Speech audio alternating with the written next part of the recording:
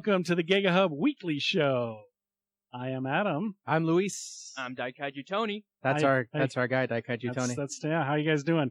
We're doing things a little different today. How's everybody doing out there? Everybody good? How are you guys doing? No, still stuff from Thanksgiving. Right. Yeah. But otherwise okay. Yeah. More sleepy than usual. Right. I ate a lot this weekend. How about you? Got my homework done in time. There you go. Right. You got finals coming up too, right? Right. Yeah. It's probably kicking your butt. Mm-hmm. Yeah. A little closer. That's cool. And everybody out there, I assume, had a good Thanksgiving. So I hope so. I hope you guys have been staying safe too. Yep. Yeah. We're doing things a little different this week. We actually wanted to get some social distancing going, so that's why you see 3 images, so you get 3 times the fun, right? You get 3 times the shots of our wonderful place where we broadcast from, which is the Cosmic Comics store. That's right. So let's do a sponsorship little plug there. Mm. Cosmic Comics. In beautiful Las Vegas, Nevada. That's now, right. I know what you're thinking. What if I can't go to Las Vegas, Nevada? That's what you sound like, by the way, when you ask that question. What if I can't? Everybody comes to Las Vegas. If you do find yourself in Las Vegas once we can travel again, Right. please come on down to Cosmic Comics. We have one of the largest back issue selections in Nevada. Oh, hold on here. Let me get a better shot. The what? What are you doing? Trying to give people a shot of what the right, the store there you looks go. like. Yeah. Yeah, as you can see behind us, lots of stuff. Everybody's ducking out of the way. Graphic novels, T-shirts, games, back issues, a lot of back issues. Statues. I'm looking at a bunch of lanyards. Statues, yeah, lots of stuff. Lanyards, novelties, you name it. We probably got it, or we can get it. This is no. I just found this out today. This is the only store anywhere that has outlaw energy drink. That's right. We even have outlaw energy drink, which I've never heard of until today. You will be hard pressed to find those babies. Yeah, anywhere. so come and get them before they become They're collector's items. items. They already are. They don't. We do have one customer who'll buy one every time he comes in. Really? And we actually checked them for expiration dates. They do not have expiration dates. Well, I mean, fake food doesn't expire, right? Right. All right, so let's get into some news. First things first, everybody probably knows by now, it happened Saturday. Mm-hmm. Darth Vader actor David Prowse passed away at 85. Now, just for the uninitiated, right? David Prowse, James Earl Jones is the voice of Darth Vader. David Prowse was the actor in the actual suit. In the actual suit, yeah. That's right, yeah.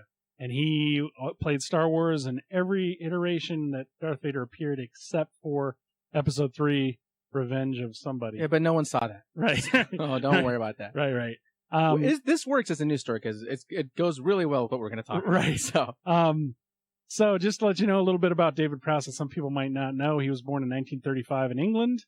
He won the British Heavyweight Weightlifting Championship in 1962, 63, and 64. Wow. He left Bristol in 1963 to enter the world of acting, and of course most know him as Darth Vader's physical actor. One of his best-known pre-Star Wars roles came in 1971 when he played the character of Julian in Stanley Kubrick's film Clockwork Orange. Oh, that was him? Right, that was him, yeah. Oh, the big guy that held up the wheelchair? Yeah. And this is something, little side note, so this is what makes him big in the UK. In 1975, he again gained notoriety as the Green Cross Code Man, a British superhero designed to teach children road safety. And that campaign lasted until 1990. That is the most fantastic thing I've ever heard. Another thing that people don't know is he actually auditioned for the part of Superman and lost to Christopher Reeve. However, he was hired as personal trainer for Christopher Reeve to bulk him up a bit. I mean, which is kind of cool. That's very impressive, right? Like, how many people can say, I lost out Superman, the role of Superman, to Christopher Reeve, and then they brought me on because he wasn't as bulky as I was. That's true, He wasn't as good looking, as strong That's as I was. Crazy, right? Yeah. He had said in an interview for the documentary Flesh and Blood, The Hammer Heritage of Horror, that playing Frankenstein was his favorite role. And he actually played Frankenstein twice in 2 Hammer films. Oh, wow. Absolutely. That was his favorite roles, yeah. All right, and now on to something with a bit more levity. George Clooney, the man himself, on CBS Sunday morning, this morning. Right. I have a weird... I don't dislike... Right. I don't dislike George Clooney, but I don't like George Clooney. Yeah. I think I talked about this before to you, about his Nescafe commercials where he's selling a coffee machine. Oh, yeah. And he's very pompous and arrogant. Yeah, I believe his the whole opening thing was like, well, I was motorcycling in the Swiss Alps, as you do. Yeah. Really? All right. As Sure. I do. I lived in Europe. Never motorcycled. Yeah, I went to through the Swiss Baker. Alps. I went to Yeah. Bakersfield one time. I don't know about motorcycling in the Swiss Alps. Right. I like to be Bruce Wayne. Right. Oh, there you go. I think that's why he fit the role of Bruce Wayne so well. Right. Bruce Wayne seems like the kind of guy who would drink Nescafe and right. motorcycle in the Swiss Alps. He did fit Bruce Wayne. Anyway, Yeah. he admitted he confirmed on CBS Sunday Morning that he's been cutting his own hair for years with the As Seen on TV product, Flowbee. For years. And one of his recent films, the makeup department could neither confirm nor deny that is true. Oh my God. Which means it's true. Yeah. So let's can we focus on the word confirmed? He confirmed it himself. That's well, you say confirmed, that was the secret that was floating around in Hollywood about George Clooney, right? Like, how do you get his hair so well? Yeah, he uses a Flowbee, right? Right. It's like when you think about actors like a Rock Hudson, where there was like rumors for years and whatnot, and then the rumor for George Clooney is that he used a Flowbee. Did you hear he uses a Flowbee? No. His dark secret is he cut his own hair. Well, guess what? I also cut my own hair. Oh, almost whipped off my headphones and everything. That's not going to work so well. Yeah. All right, Tony, you got some Godzilla news, right? All right, so Godzilla vs. Kong might be slated to be like Wonder Woman 84, where it's going to get a both HBO Max release and theatrical release. And I know Netflix offered $200 million to have it streamed there, but I'm pretty sure Warner Bros. Declined it because I thought they would need the money. Yeah, right? Pretty sure Warner Bros. Declined it because they want to stream it in HBO Max. And do they own HBO Max? Is that why? Oh no, I know a lot of Godzilla movies are on HBO Max. Most of the show era ones and King of the Monsters. Not 2014 though. But That's okay. and at the same time, both those movies, yeah. If you've been to Walmart in the last, I don't know, few months, I guess. They've had a lot of toys. Yeah, for Godzilla vs. Kong, despite a trailer not even showing up at all. Right. Plenty of Godzilla toys, not enough toilet paper. And actually, there is a Godzilla toilet paper holder that's on cheapest. Oh. Yeah. For all the toilet paper you don't have. Yeah. No, go ahead. So anyway, go with the toys, yeah. And basically, that was Wave 1, and Wave 2 is slated to come out spring. And if you looked at the back of, I think, either King Kong with the battle axe or Godzilla with the atomic breath, it's in the back of one of those two boxes.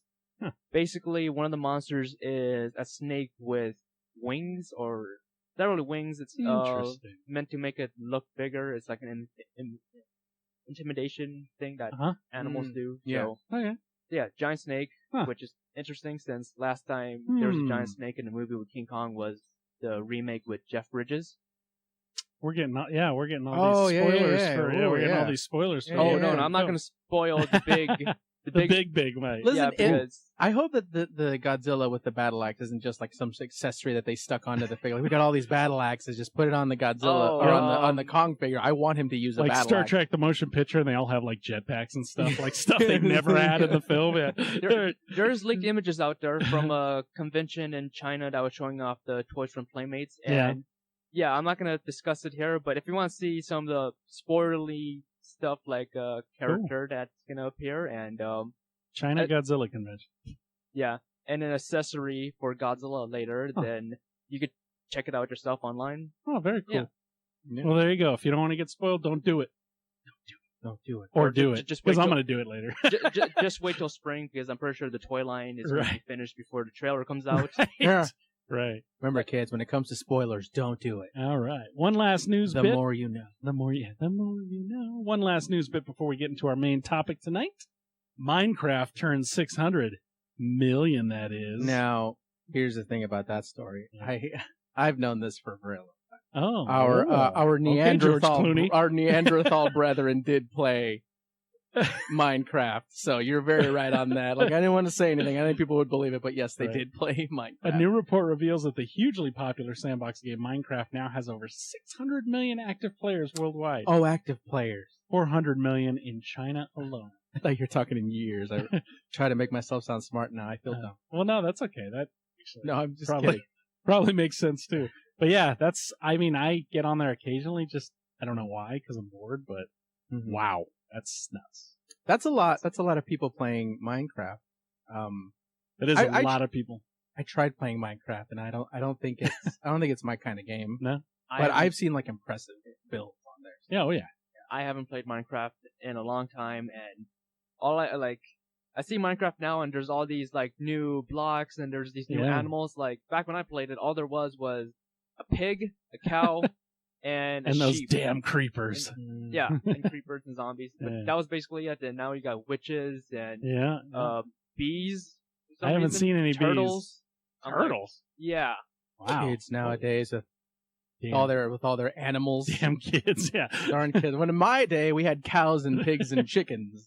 And chickens. Now they have bees and creepers. Creepers. Yeah. Jeez. Wow, guys.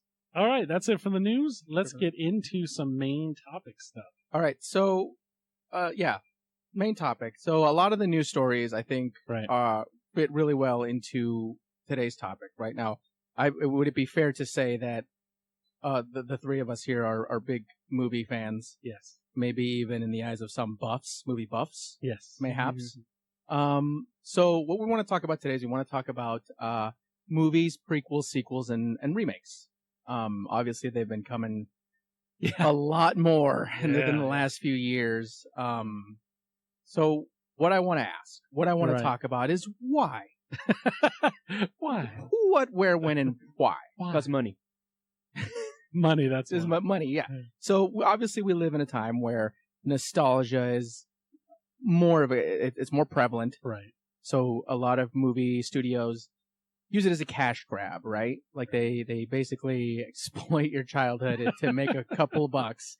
And sometimes, sometimes it works, and sometimes it doesn't work. Right. Obviously, there's a lot of examples. Right. We were just talking about David Prowse, right? Because I think one of the biggest offenders to bad sequels and prequels is Star Wars. Now, I'm not going to get too much into Star Wars prequels and sequels because I can probably do a whole show on how much I dislike prequels and sequels. And if you like them, that's okay. Not hate that's okay. The prequels. You know what? Get out. Episode 3 I hated. Get out.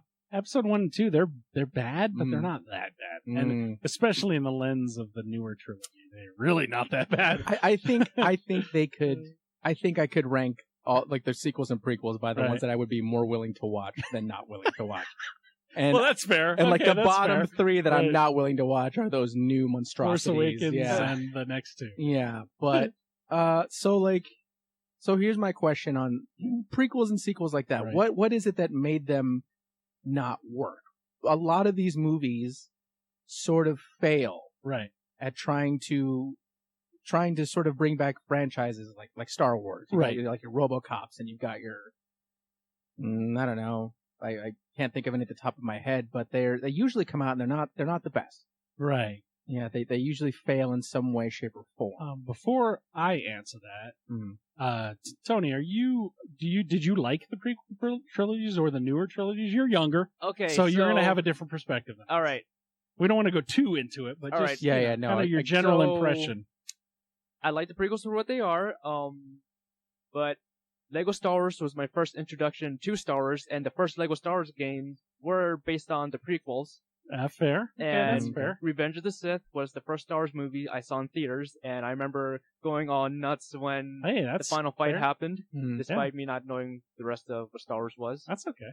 And as for the sequels, Force Awakens, I can understand why everyone liked it. It was all the hype to it, with returning cast members and all that. I will say it was the best one out of the 3, but that's not saying that is not saying much. When I first saw it in theaters, I liked it. I saw it a second time, like it's all right. Like I could see it. I can see the reason why it's essentially a remake of A New Hope, and when you build all of that up, your expectations for the next movie is high, right. And then The Last Jedi happened, and then Rise of Skywalker happened, and I'm like, I'm done with this. Like, I lost interest with it, and that's fair. Yeah. So I think where a lot of the failings are in these, and specifically, let's talk about the Star Wars. Right? They're not the only ones guilty of it.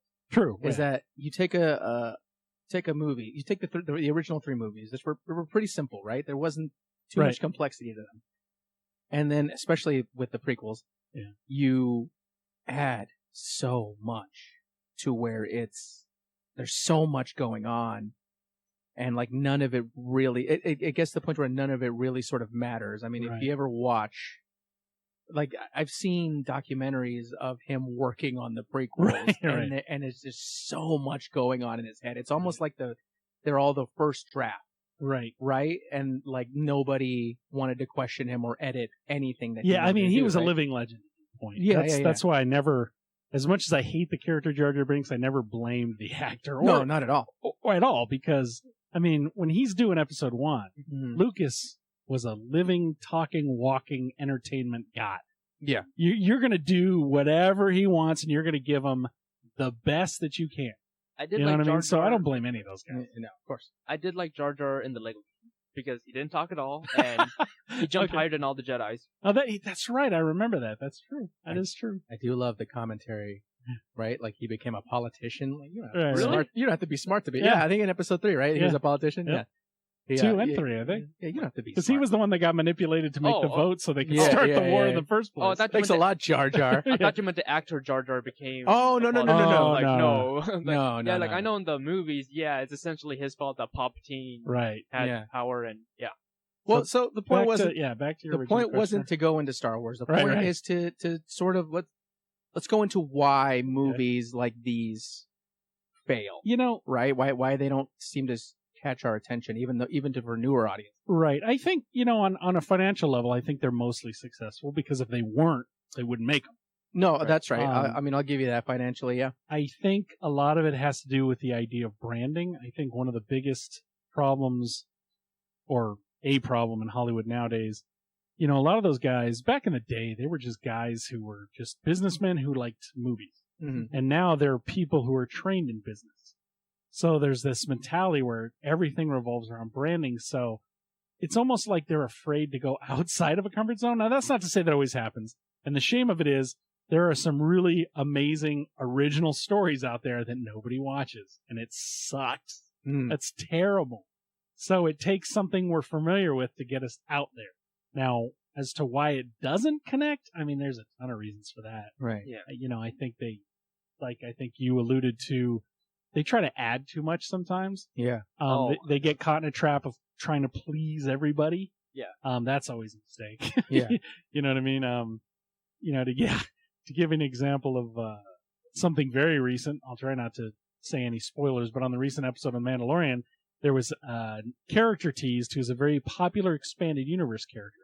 Very much so, and also very well defined. Yeah. The way he was teased doesn't look like it's the same character at all, like not even close. Okay. Now, that's okay, but, I can't help but shake this feeling like they're going to try to please all camps. Yeah. And it's like, don't, just make him who you're going to make him. Yeah, right. Well, the character was in Rebels, and that's right. With the inclusion of Ahsoka Tano, without a doubt, they're trying to connect Rebels with Mandalorian, considering the time frame where Rebels ended and Mandalorian takes place in. So you think it's a case of them trying to just please everybody still? Yeah, like I wouldn't be surprised if, like, got the main characters from Rebels, but I wouldn't be surprised if, like, I don't know, 3 of them ended up showing up.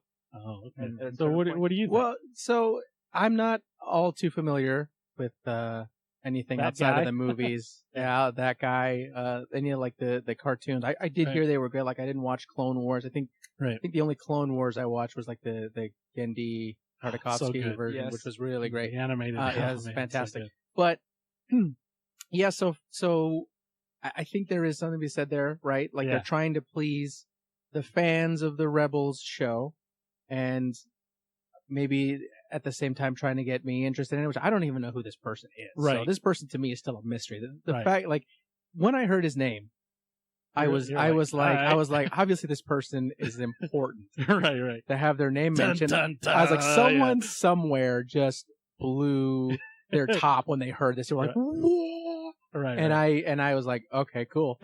That's good. Keep hitting her with lightsabers. That's nice. Keep hitting her with lightsabers, Retired Dawson. Yeah. I don't know. It's real quick. I'm going to spoil one thing from Mandalorian. Baby Yoda's real name is Michael. So, I know it's anticlimactic. Still Baby Yoda to me. Still Baby Yoda. What you got? Baby Yoda, his real name rhymes with Grogu? it rhymes with Roger's homunculus son from American Dad. What? Okay, Grogu? in American Dad, Roger the alien has a son named Rogu. Oh, So wow. It rhymes with Rogu. Oh, okay. Yeah, I wasn't really trying to spoil it. Well, it wasn't him. I was wondering if anyone was like, no, I didn't want to know his name was Michael. Din Djarin and Rogu. Din Djarin and Rogu. I still like Baby Yoda. I think they only gave him a name because they're desperate to lose the Baby Yoda moniker. That's what I think. Yeah. As far as the, just one more thought about why. I think too, and this goes hand in hand with branding. I think it seems like there's a certain amount of studio interference, even when creators have a lot of control. It still seems like there's somebody somewhere with this clipboard going, well, you gotta have this, and you gotta have this. Because we gotta sell toys, or we gotta market it. We gotta brand it and tie it to these other things, and that's a problem. Yeah. It stands out like a sore thumb. Prime example is, and this is last season, so I'm not worried about spoiling it, because it was right before the last, what the heck was the last Star Wars movie? The Palpatine's. Oh, Mary Sue Palpatine. It's called Star Wars episode 9. Mary Sue Palpatine. The one with a bunch of Snokes in a pickle jar. But you're right. There's just this one. There's like this one scene of Baby Yoda healing Apollo Creed, and you're like, why? It's so out of place. It's so that the Force healing would make sense in the movie, because that's never been done anywhere, and it's just like, ugh. You said Apollo Creed. Well, yeah, it's Carl Weathers. I know, it's Carl Weathers. I love Carl Weathers. I thought it was great. I know, in my head he's Apollo Creed. He's always Apollo Creed. Yeah, right. But even when Baby Yoda does it, you think of all the other times it could have been done in other movies. He could have done it like the next episode, too, when Din Djarin was all effed up when the explosion went off and he's dying. Mm-hmm. Didn't do that. I mean, look, we could keep talking about Star Wars. Anyway, we do gotta move on. But here's the thing, right? Yeah. So, I don't know if you ever watched The Critic. Yeah, I've had a long time. There was an episode where he wrote a script and he took it to a Hollywood executive, and the executive read it and he was like, "Well, what do you think of it?" And he's like, "It's great. It's really good." He's like, "Were you going to make it?" No. Why not? Because it's too good. Well, for starters, it's too good. Yeah, it's too good. People aren't going to want to watch this. So I'm going to have you make like this weird Ghostbusters type movie, like Ghostbusters, Ghost Chasers 3 or something like that. Right. So yeah, I mean, I think studios, surprise, are out to make money. So they're going to try to capitalize on the thing that has probably the most amount of people, like a Star Wars. And I think what makes it worse is when you have something genuinely good and interesting, and it just doesn't do well. Like Pacific Rim. I mean, a freaking great movie. First movie was fantastic, and it didn't do that well. Back when I was 13 years old, I thought that Pacific Rim was the greatest movie ever made. I was 40-something, and I thought it was the greatest movie ever made. I was in my 20s, and I was like, this is the greatest movie ever made. I saw it in theaters, I want all the toys for this. I want T-shirts of this. Right, yeah. I'll be listening to the soundtrack when I get home. Right, and it just didn't, it failed to, now I know it made money, especially in home video, but it didn't, it wasn't a $1 billion movie. You know what I mean? No, of course not. Yeah, it just wasn't that big. Although it is kind of making a comeback with the Pacific Rim anime that's going to be on Netflix. Huh. So. I didn't hear about that. So, do we want to talk about some another, like a bad one? You want another bad one? You want to move into? Where things go wrong. Right. So before we continue, I do want to clarify that we're not talking about financial success. Right. We're talking about critical success. Critical and fan success. Yeah. I do know one. Oh, okay. I do know one off the top of my head from either 2010 or 2011. Right. Want me to speak about it now? Yeah, please. Yeah, go ahead. for it. Yeah. The Thing. The Thing. Yeah. Okay. You have thoughts on The Thing. Triggered. Considering what that was supposed to kickstart, man. like problems with the script aside, and some of the twists of who being a thing was kind of obvious. Right. When I saw the behind the scene footage of them actually having animatronics and puppets and all that, I'm like, oh my god, why wasn't this in the movie? Yeah, they replaced it all with CGI at the last minute. Oh, that sucks so bad. I don't think it would have helped the movie. The script is I know. Deeply flawed. I will die on the hill of practical effects. Right. The part that I like most about that movie was during the credits where it ties in there's the dog jumping out and you get to see the guy who would throw the grenade by accident. I don't think I ever saw that far. I don't think I made it that far. Yeah, I didn't watch it. I know it's bad. That was supposed to basically kickstart more thing movies, Right, yes. like, well, mainly for Sci-Fi Channel, because Right. Sci-Fi specializes on those, well, lower budget movies, and I would have expected that it would have had the same similar type CGI. But I know one of them would have been The Thing in somewhere in New Mexico, I think. Wow. I don't know. It'd be in a populated area. That's all I know. Oh, okay. And I think where fundamentally that film specifically went wrong, we're very wrong, is, John Carpenter's Thing, love it or hate it, The Thing, I'm gonna be brief. No. You get that look like, here he goes. No. I just, when I don't want to get too graphic, but when the words John Carpenter's Thing, for better or for worse. Right. The one thing that The Thing Sorry. is, no, it's okay. It's this very cautious ambush hunter. Mm-hmm. The only reason it gets found out with the dogs is because the dogs start making too much noise and somebody hears it. Yeah. Other than that, it had already taken 2 of them, at least, that we know of. I was trying to put it together last time I watched it. So yeah, by that point, it had already taken 2 of them. And if it would have got all the dogs, it would have had them all. Yeah. It just got a little unlucky. Uh-huh. Then here comes 2011, 2012's The Thing. I don't remember exactly what year. And that thing, man, anytime it sees a person, it's like, I'm just going to go for you. No. The moment it thaws out, it just jumps out right when someone's right next to it. I'm like... Well, and that's the other problem is, if being frozen doesn't freeze it, why did it allow itself to become frozen?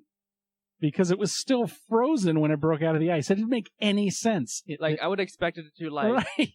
thaw out and then recover within, I don't know, maybe a whole day, then it starts moving on its own. Yeah, I mean, I get that the thing doesn't suffer from cellular damage when it freezes. No, it doesn't. But that movie basically said, it doesn't actually freeze. Well, then why would it have allowed itself to freeze? We could probably just do episodes Right. on single movies. I think. No. I'm just saying that's a great idea. Movie. What I mean is, right.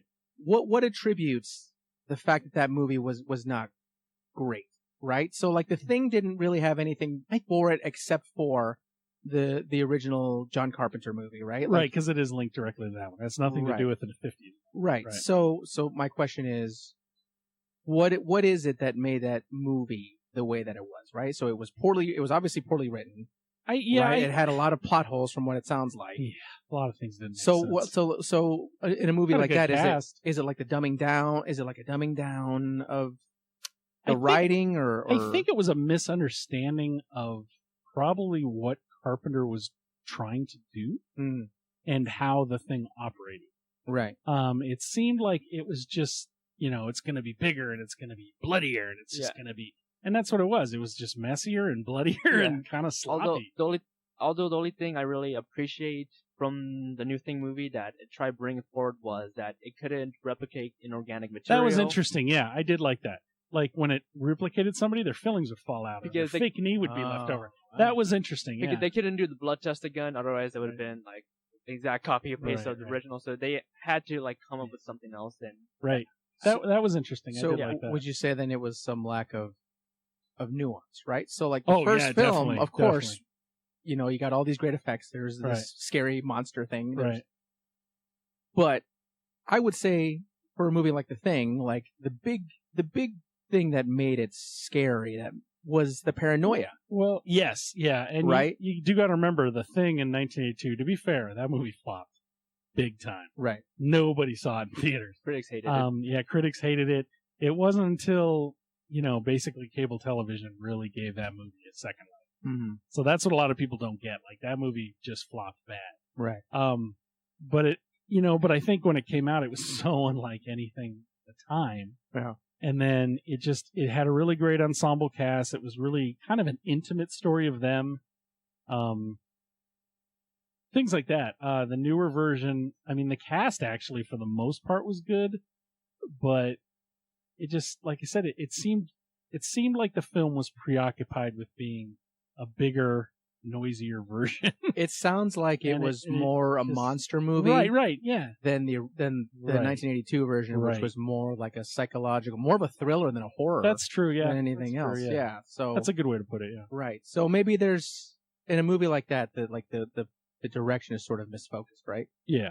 Like they think it's about the monster, not about what the monster represents. Can do. Yeah, it's not about what the monster can do. It's what about the monster fundamentally is. Yeah, Right. because what it's trying to do. Because the 82 thing, is that when it came out?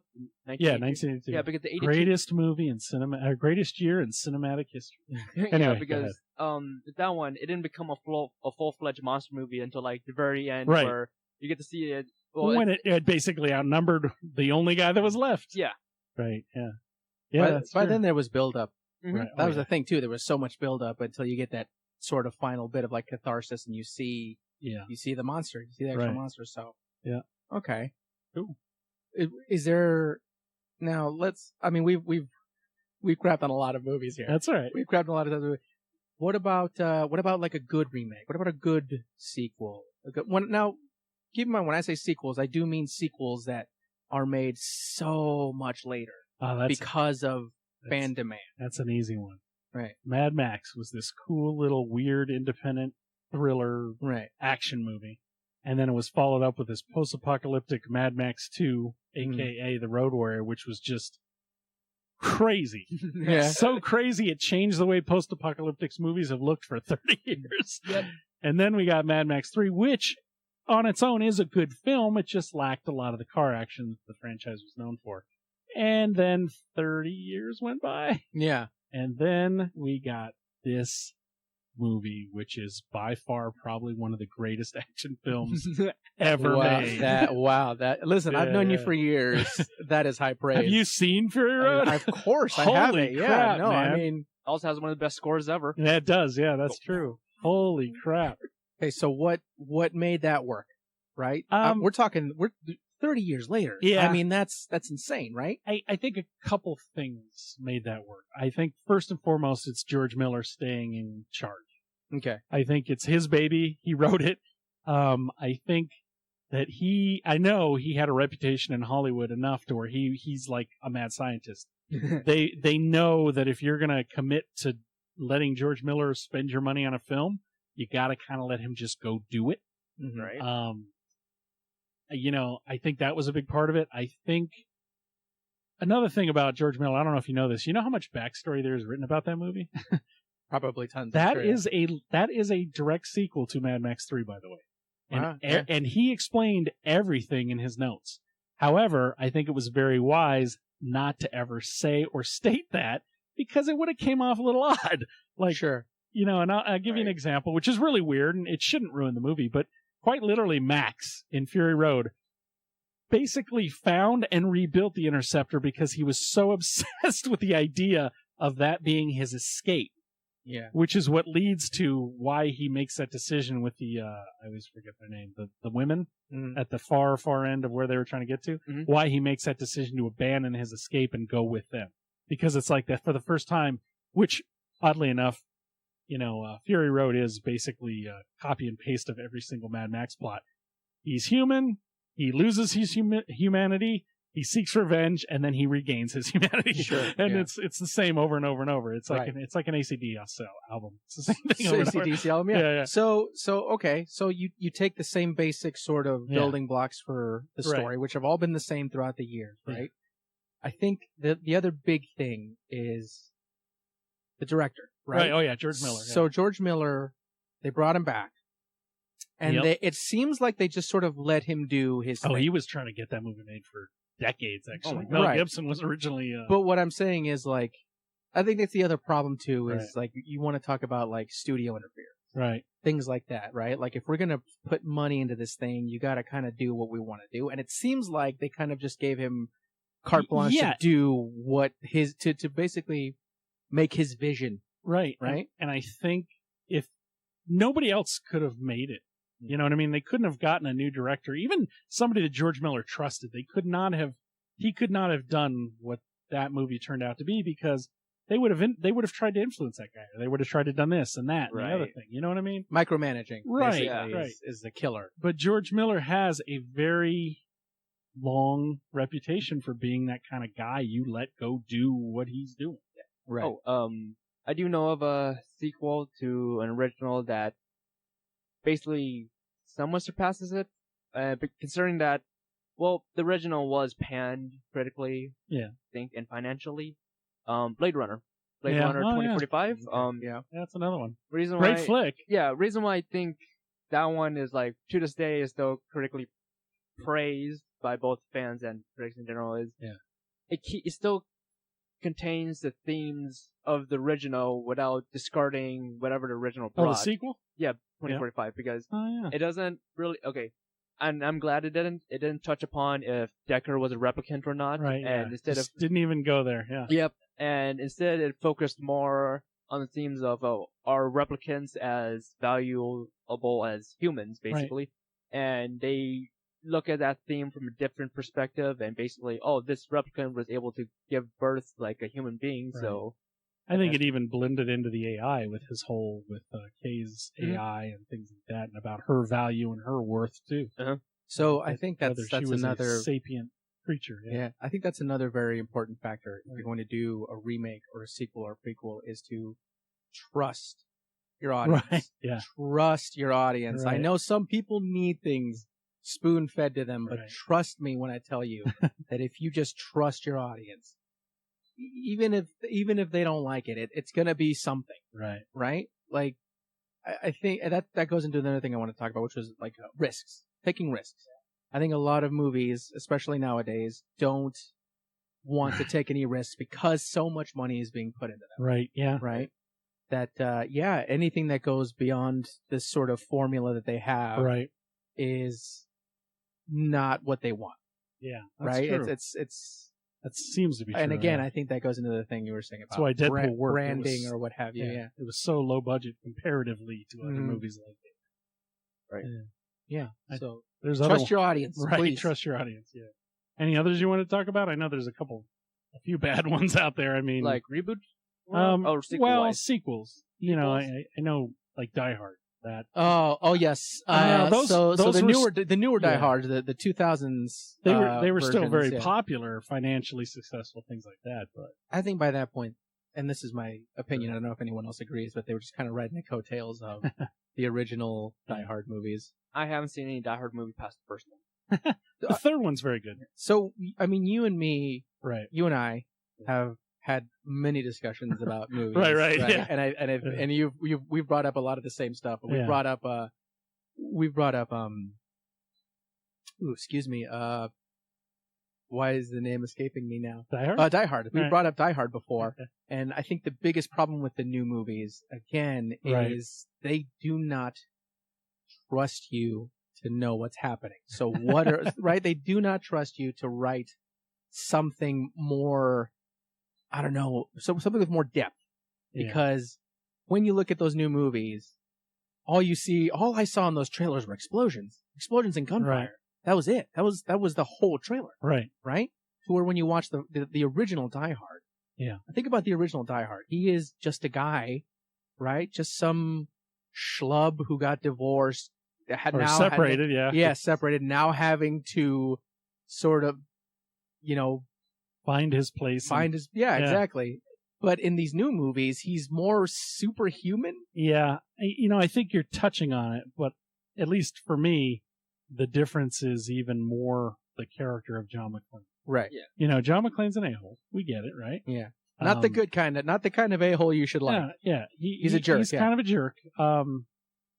But the biggest difference is at the end of the day, and when you get through all his sort of gruff exterior, he legitimately cares about people. He cares about their safety, their well-being, stuff like that. Die Hard 2 is just kind of a big action thing, but he's still the same character.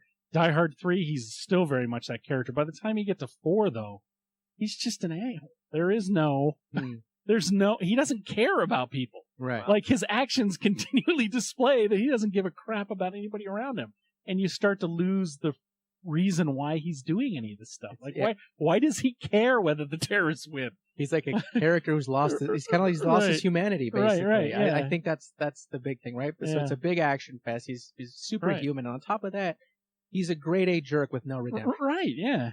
You know what I mean? Weird. They just sort of took that away from him. Same thing with, and I'm going to go back to Star Wars, the Han Solo character, right?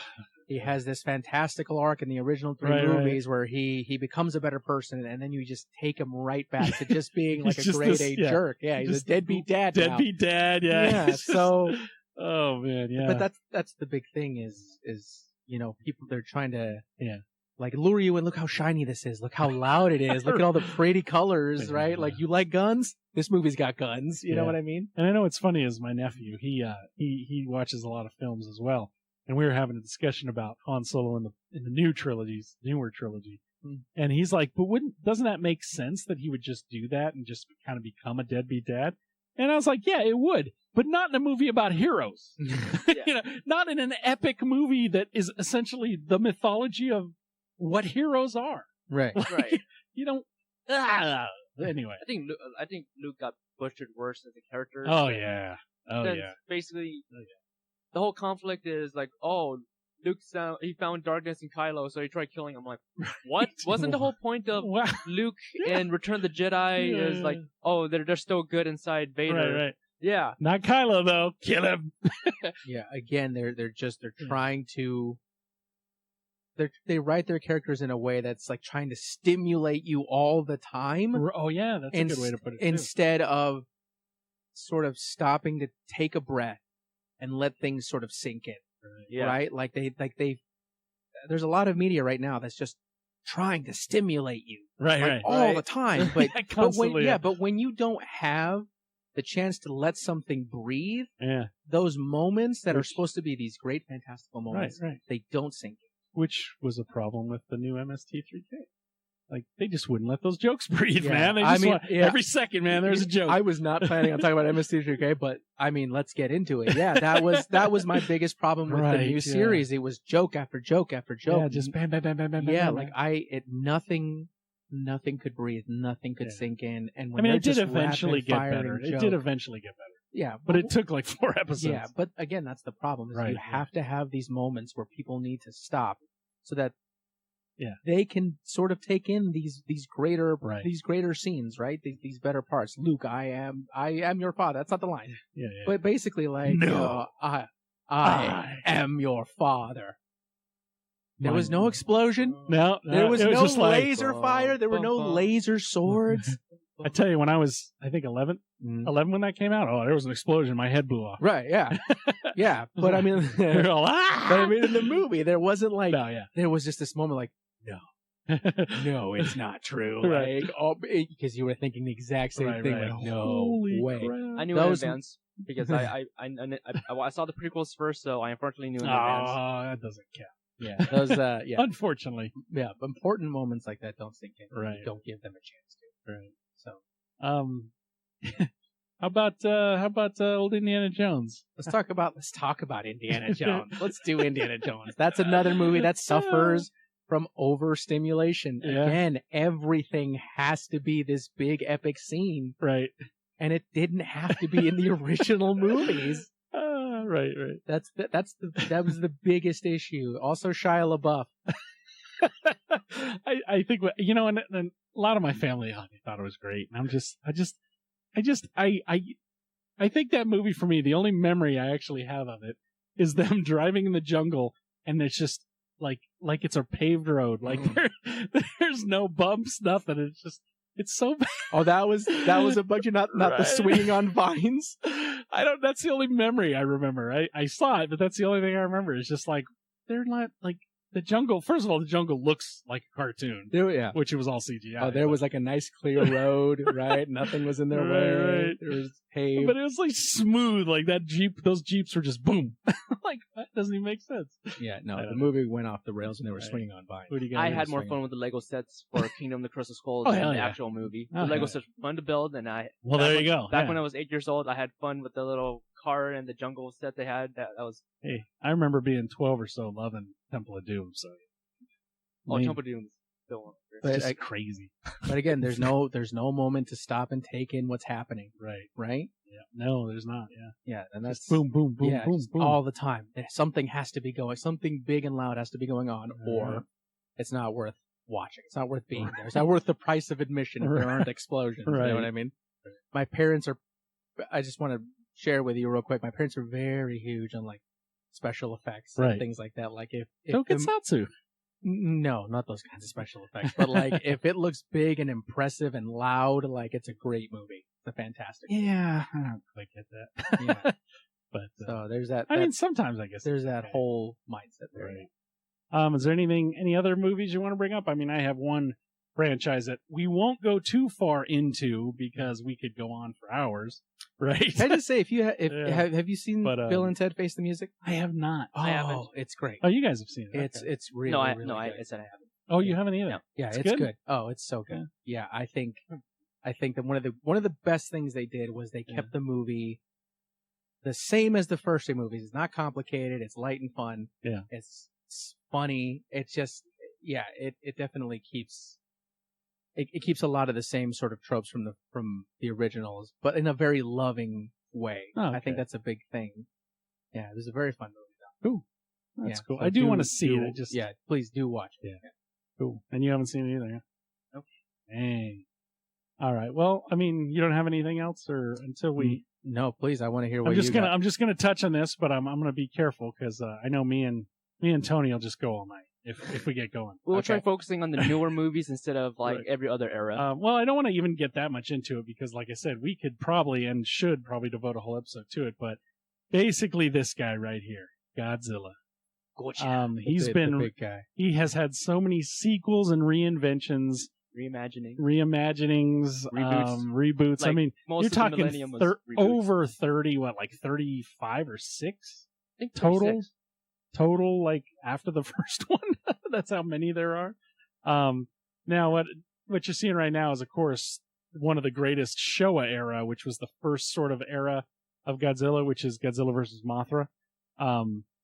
Beautiful film. Yep, and then that sort of ended in the 70s on a much darker note, even though it got very kid-friendly in the early 70s, Indeed. only to get much darker in the mid-70s, before it ended for 10 years, and then the next series started, which is the only series where it's a direct sequel, one to the other. And I think it's great. It actually works as sort of an adventure.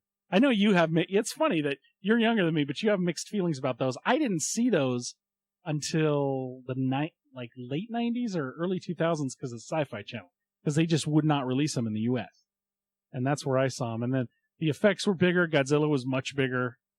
Things like that. It sort of changed some things. And then you get the third series, which is, of course, the Millennium series, where none of those movies are connected. There's a lot of... 2 of them are. That's true, yeah. A lot of them are reimaginings. This is from one of the sequels, which is Godzilla against Mechagodzilla. This is Tokyo SOS, I believe. But, I mean, they're great. And Godzilla was... the Millennium... There's so many. I could go on and on. Anyway. No, I know you could. So let's look at those, right? Right. Let's look at those. These are movies from an entirely different country. Right. With an entirely different set of beliefs and values, right? Yeah. Right. So now let's compare them, right, to like 1998's Godzilla, or like even like the newer 2000s Godzilla movies, okay. the legendaries. Right. All right.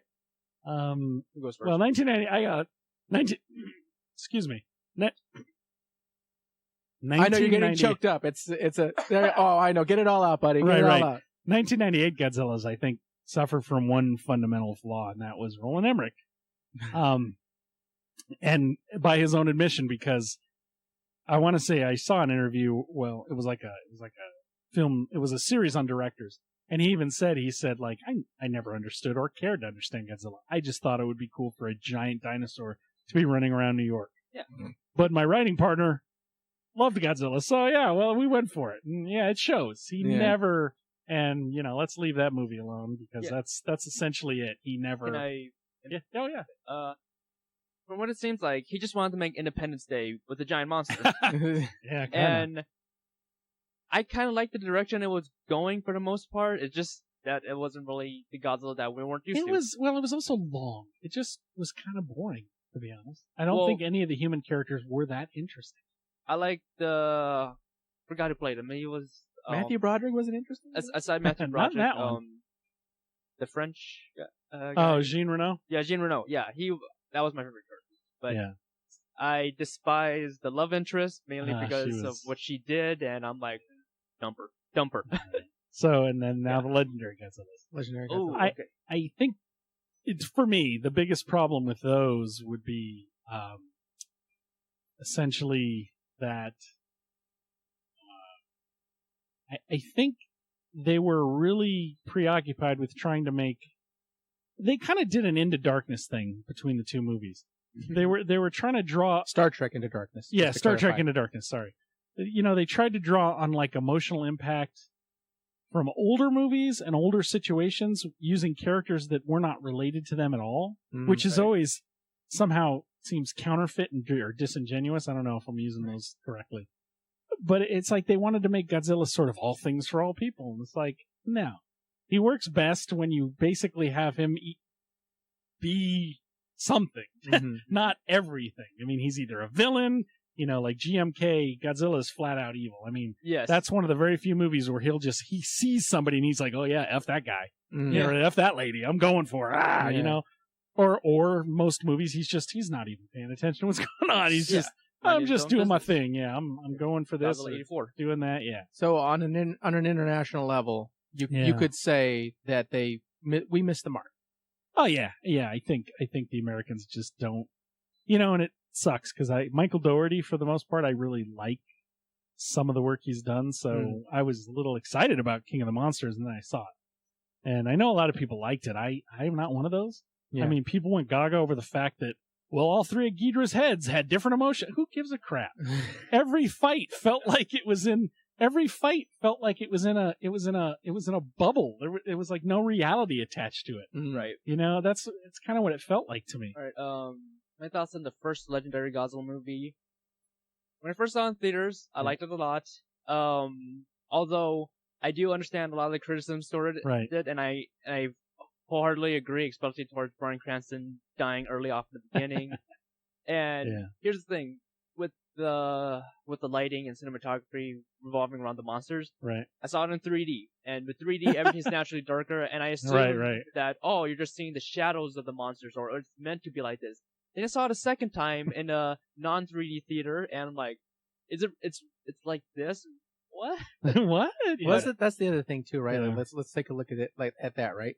Yeah. When you watch the original Godzilla's, the original from Japan, right? Shoei, Heisei, all the Millennium, right? They're all pretty bright, right? They all sort of have comparatively to the legendaries, to the to Roland Emmerich's Godzilla, right? Definitely. It seems like just this is what we did. Like he's a monster, so monsters need to be scary and always covered in shadow, and they're always in the dark. I got what Gareth Edwards was trying to do with the first one, especially with having Godzilla being in the dark with shadows and smoke and all that, to get the grand scale of Godzilla. But at the same time, he's fighting two other monsters. So yeah, that was a little weird. It was a little weird. And I think Gareth Edwards even said, "Oh, you didn't see Jaws a lot, and that was terrifying." Okay, except in that, by the time he made 2014's Godzilla, that was like the 29th or 30th film. We know what he looks like. We know what he can do. Yeah. There's no reason. You can't hide him at this point. Yeah, it's like Freddy Krueger, or Friday the 13th Part 10. Yeah. We know what Jason's up to. We know what he's getting up to. We know what he's getting up to. But we know his hijinks. Right. Considering at the time that this was the new Godzilla, I would have been more fine with Godzilla being hidden in the darkness and shadows and smoke and all that. Right. If Godzilla was the bad guy, and he was the only monster in that movie. Right. That if it was because of it being a versus movie, it kind of conflicts on what the movie's trying to do. And then, and I wish I had a clip, but I don't. But then along came Shin Godzilla. Godzilla. So holy crap! And here is a very interesting movie. Right. We saw this movie in theaters. Here's a very interesting movie because this is not a movie that would do well here. No, it would not. No. Nobody wants. Nobody wants that kind of movie. Yeah. Spoilers for Shin Godzilla. Okay. Right. Not a lot of Godzilla. A lot of bureaucracy. Yeah. Yes. There is a surprising amount of bureaucracy. Actually, it's a political satire in a lot of ways. Yeah. It's like Dr. Strangelove. Yeah. Yeah. So that is not a movie that would work here. No. Yeah. Nobody could make a movie. Nobody could make a movie about bureaucracy and be like, "Oh yeah, this is great. I love this movie." Yeah. And yet Movie kicks- in kicks butt. Japan, Yeah, holy crap. right? And as Godzilla fans, yeah, Right. the movie was great. Right. Mhm. Yeah. Why do you think that is? Why does that work when he- they're doing when in Japan they're making it? you know, But if we try to do the same thing here, it would obviously flop. and forgive me, what is the director's name? Hideaki Anno. Hideaki Anno. Mm. I've heard that name before. Yeah, well, yeah, that's yeah, Evangelion. That's right. Drawing I a do, blank there yeah, for a second. yeah. And Shin Ultraman. I think he was a big part of it, and I think the reason why, he did a couple things really well. I think focusing on making it a political satire was kind of weirdly genius. Mm. But I think also, Godzilla in that movie is scary. Like, he's scary. He's creepy looking. For the first time in a long time, he looks creepy, he acts creepy, and when it comes to pure destructive force, I think he outdoes every other Godzilla by a factor of 10 at least. And what he was capable he's of. frightening, and what he's capable of. So I think that was probably the two biggest things. It's, Anno had a good plan, and he made Godzilla in an age, like we were saying, 34 movies in or something like that. Like, how can you make him scary? But he did it. Yeah. He did it. Like, holy crap! Wow. So we go from him destroying buildings and fighting other monsters, right, in those old movies, and then we get to this movie, right? Right. He in that movie specifically, I think he represents the apocalypse. Okay. He is the thousand-eyed dragon that crawls from the ocean. Right. So genuinely, Like, literally in Christian mythology. Yeah. What is it that holy crap that Hideaki Anno making this movie work to where an American director couldn't make it work culturally? Where is that? I know. It comes down to updating the themes of the original movie. Because before Shin Godzilla came out, I used to think that Godzilla 84 was the best reboot to Godzilla original to date. Mainly because I still own it. Don't get me wrong, I own them all, but it was pretty boring. Mainly because it updated the nuclear themes of the original, it did. But instead of Very having 80s. it revolve around the bombings of Hiroshima and Nagasaki and atomic testing in general, it was about the Cold War, right? Right, yeah. And the fears that was brought on from the Cold War. In Shin Godzilla, it was the Fukushima disaster that the current event, which is the current event, which works, and how nature can have a nasty success turning on us. And the incompetence of the government, which plays into the movie. The inability to deal with the crisis, And how the ending theme of that movie isn't 100% anti-nuclear like the first movie. Right. Here's what I think what Shin Godzilla does better than King of the Monsters overall is the message of coexistence with nuclear power. Because in the end of Shin Godzilla, they treat it as like, this is something we're gonna have to live with, and we're gonna have to manage ourselves. Right. But in King of the Monsters, it's like, oh, friggin' nuclear energy's the way, man. Friggin' the monsters, they're the ones doing it for us. Right. Yeah. The monsters are the real heroes. It's kind of weird that I would never imagine that I'd be so enthralled by a movie that again was all about, we need to do this. Well, you got to ask this guy. right. Okay. You got to go through this committee. Hey, guy, I want you to do this. Like, well, we got to put it through a subcommittee. We have to put it on the docket. And it's like, oh my gosh, just put it. It was good. It was great. Yeah. But I mean, all right. We've been going a long time, and we could go on and on and on, but we should probably wrap it up. We should just do episodes on one particular movie at a time. We'd have a million episodes. Right. Yeah. So with that said, how about some recommendations? Yeah, that's what just one recommendation each for something. And now, do we want to do a sequel recommendation or? No. So I was thinking for recommendations, we can just recommend something at random, a nice little palate cleanser. Maybe people can go right after the show and pick up whatever we recommend. Okay. Movie, book, comic book. All right. Does it have to be something that's out already now? It can be anything. Something that's upcoming. Absolutely anything. Yeah. Okay. You want to go first? Anything that you would personally recommend. Right. Okay. My recommendation is Godzilla Singular Point, which comes out in Japan in April. But if you got a VPN, you could just go to Netflix Japan. And I do. Is it out already? April is when it comes out in Japan.